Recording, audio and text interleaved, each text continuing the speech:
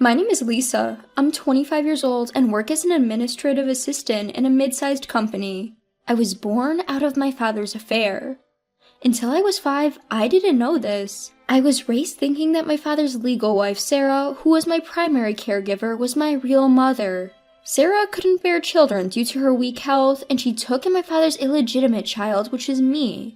When I decided to take you in, it was actually very painful for me. But when I learned that your real mother had died in a traffic accident caused by my husband's driving mistake, I couldn't just leave you alone. She confessed to me when I was 5, and she was ill in bed. Apparently, when my father and my real mother, his mistress, were out driving, he made a driving error and crashed into a utility pole. My mother, who was in the passenger seat, suffered a heavy blow to her chest and passed away. You know, at the time of the accident, you were still in your real mother's womb, Sarah continued. When you were born by emergency surgery, I thought, this child is a miracle, so I made up my mind to raise you properly. Your grandparents wanted to take you in, but I firmly stated that I would raise you. At that time, I was only 5 years old. I couldn't fully comprehend the situation, but I did understand that the woman I thought was my real mother wasn't, and yet she had raised me with love. She always made delicious homemade sweets for me, crafted cute clothes, and even slept with me when I was too afraid to sleep alone. I dearly loved Sarah. When Sarah passed away, I, still 5 years old, was entrusted to the care of my biological maternal grandparents. Later, my grandmother told me that my father had been having an affair with a woman named Carol for several years. When Sarah passed away, she quickly moved in and apparently told my father to abandon me. Perhaps I was a burden to my father because he pushed me off onto my real grandparents. At first, it was nerve-wracking for me to meet my grandparents as they were strangers to me. But my grandparents, who bore a striking resemblance to my real mother, took very good care of me. My father, who had acknowledged me as his child at birth and taken me in, seemed to have no interest in children at all, as I have no memories of him playing with me. On the other hand, my grandmother often said, "Lisa, you're such a good girl. Grandpa's so happy that you're his granddaughter," and he frequently bought me toys and sweets. My grandmother, like Sarah, was good at baking sweets, and she made anything I requested by hand. Her sweets looked and tasted quite different from Sarah's, and as a young child, I would selfishly say, "Grandma, I don't really like this." But my grandmother never scolded me. Instead, she smiled and said, "It's fun to know different tastes, isn't it?"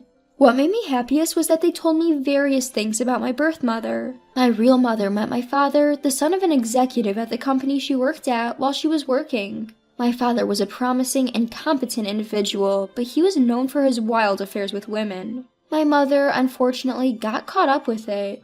When my father was proposed to marry Sarah, a well-bred young lady, my mother intended to break up with him. But my father would throw out cheesy lines like, "You're the only one I truly love," and during the course of our drawn-out relationship, I got pregnant. My mother, who was told by him, "I'll acknowledge the child, but I can't marry you," made a firm decision to break up and raise the child on her own. Apparently, they had this conversation in a car my father was driving, and he made a mistake, causing an accident. Lisa's mom was really an earnest and admirable daughter, but she was played and torn apart by that man. My grandmother seems really regretful when talking about it. "But you left us with a wonderful granddaughter named Lisa, so we have to be thankful for that." I think deep down, my grandmother hesitated to take me in, who had the blood of the man who had abandoned her precious daughter and took her life. But she never showed such feelings and loved me with all her heart.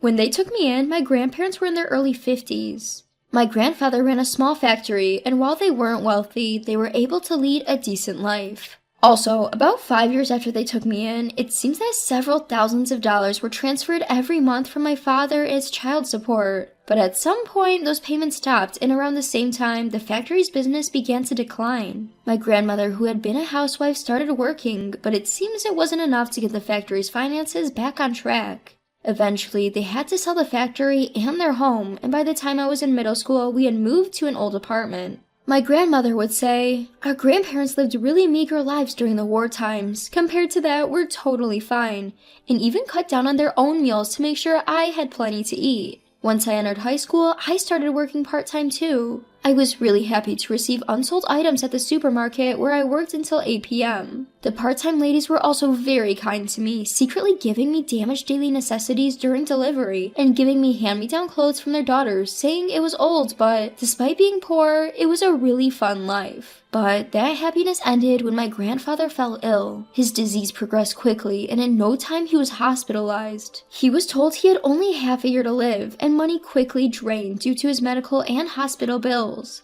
My grandfather had canceled his life insurance shortly after closing the factory to save money. Distressed, I bought a magazine that introduced night jobs, seriously considering doing it. But when my grandmother found the magazine, she slapped my cheek while crying and saying, "I don't want money so badly that I would let Lisa do something like that," and I came to my senses. But what other methods were there? In the end, my grandmother bowed her head to all her relatives and arranged for the money, but I felt really pathetic for not being able to help at all. For a moment, I thought of relying on my father, but I wasn't told where my father was. I haven't had any contact since I parted ways with him when I was 5. And my grandparents should not have been in contact either. If only I knew the name of the company where my father worked, I could have ambushed him. But thinking about it, I only have memories up to the age of 5, so I wouldn't have recognized my father even if he walked in front of me. My grandfather passed away 6 months later. My grandmother and I had to downsize to a smaller and cheaper apartment. After graduating from high school, I started working around the clock. I worked as an office clerk during weekdays, a supermarket employee in the evenings, and a convenience store worker on the weekends. Sure, there were occasions when coworkers and fellow part-timers confessed their feelings for me, but I ended up calculating how much I could earn in the time I'd spend on a date. Perhaps it was because of the trauma of my father being a terrible man. I had a slight distrust of men, and I wasn't interested in dating anyone. My grandmother would often tell me with a warm smile, "Not all men are as bad as him. Even when I'm gone, I want you to be happy. I hope you find someone wonderful, but there's no need to rush." Time passed and I turned 25. I was still poor and without a boyfriend, but my life with my grandmother was peaceful. Out of the blue, we received a phone call intended for my grandmother. Making a strange face, my grandmother spoke into the phone. After she hung up, she turned to me and said softly, "Lisa, your dad passed away." Apparently, he had collapsed at work and passed away soon after. The woman who had called was my mother and father's old colleague. She was still working at the same company as my father and knew about me. She had taken the trouble to inform us. But honestly, I felt no shock at all. It doesn't really concern me, right? I mean, I'm adopted by you and Grandpa. I have no ties with that man. That's not entirely true. You'll understand when the matter of inheritance comes up. Inheritance? His? I don't want the money of the man who caused so much suffering to my biological and foster mothers. I swore to myself I would never accept it. A week ago, my father's last wife, Carol, called. Just as I had suspected, she brought up the subject of inheritance. "I didn't want to contact you, but one of my husband's colleagues told you about his death, so I had no choice but to call you because there's an issue with the inheritance." She began her spiel. In other words, if my mother's friend hadn't reached out, we wouldn't have known about my father's death, and Carol probably planned to keep all the inheritance. "Would you mind renouncing your right to the inheritance?" She began her cold, calculated speech. "I was the one who took care of him until the end, after all. You lived far away and did nothing. Don't you think you don't deserve it?" I heard that she had only cared for him for a few days after his heart attack. "Also, didn't he pay child support? That should be enough," she added. Actually, he was supposed to pay for 15 years, but stopped after only 5. "You're the one who was adopted into another family, right?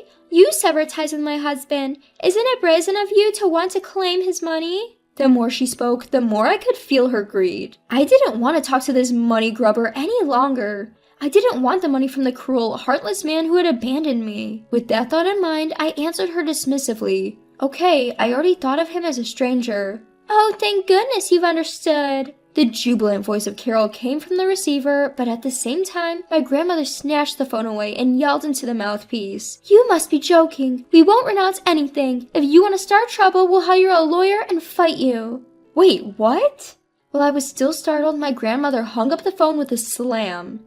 "Grandma, why aren't we renouncing it?" Then my grandmother smiled sweetly and began to explain slowly. "That woman said you cut ties by going into adoption, didn't she? But that's not true. First, understand that you have the right to inherit the man's property." I didn't quite understand where she was going with this, but she continued.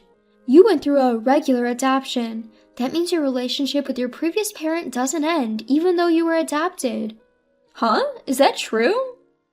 There are special adoptions and regular adoptions. In a special adoption, the relationship with the original parents is severed. However, in a regular adoption, the relationship continues, so you actually end up having two sets of parents, your original parents and your adoptive ones. When we were deciding whether to adopt you, we were torn. If we went with a regular adoption, you might have been obligated to take care of that man if he needed it. You wouldn't want that, would you? The man who abandoned my biological mother, who started an affair with my adoptive mother, Sarah, was still alive. I definitely wouldn't want to care for such a man.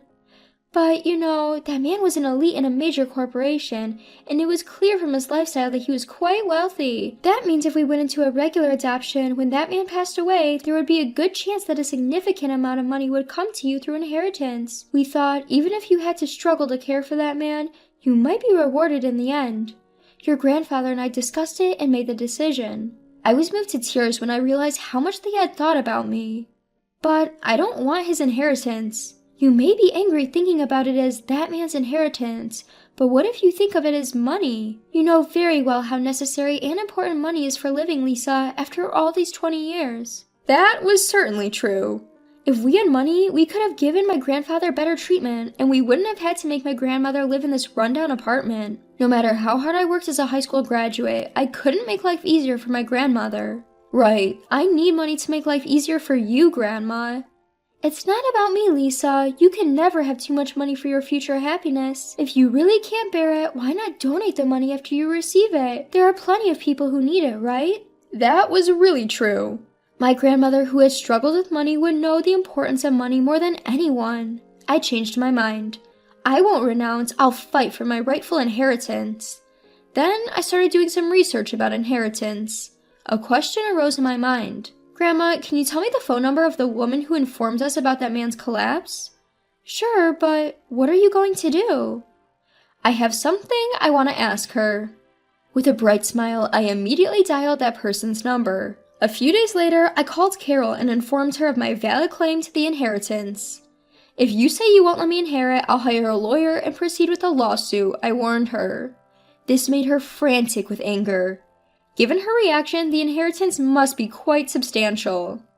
Only getting half? Oh my goodness! Too bad, I said, and then hung up the phone. After that, I embarked on the action I had planned. I speculated that my dad, given his lack of discipline with women, might have been continuously unfaithful.